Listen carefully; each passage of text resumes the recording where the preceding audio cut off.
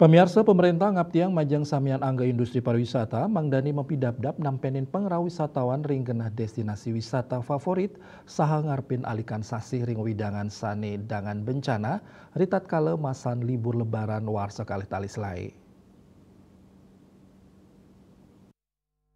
Deputi Bidang Pengembangan Destinasi dan Infrastruktur Kementerian Pariwisata Haryanto Mausang sampun medalang surat imbauan Deputi Bidang Pengembangan Destinasi dan Infrastruktur tentang risk assessment ring sajroning mapidabdab ring genah destinasi. Tios meprakanti sarang BMKG, BNPB, miwah bagesan yang mapaiketan, Kemenpar taler ngelimbakang platform Sisparnas Sistem Informasi Kepariwisata Nasional pinaka platform sani medaging microsite ngenenin edukasi manajemen krisis saha prakanti pantaraning BMKG untuk nyobihang kahanan sasih ring makudang-kudang daerah rumasuk ring genah destinasi wisata.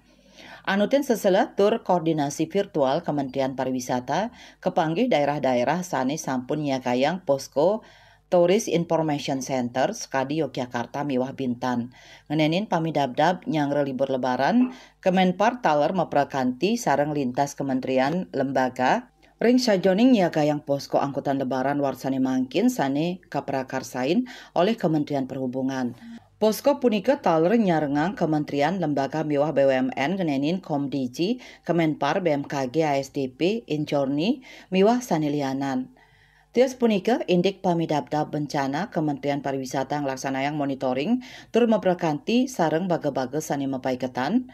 Sane kapertama ngenenin bencana tanah hidrometeorologi sekadi curah hujan tinggi saha risiko banjir bandang tanah empit.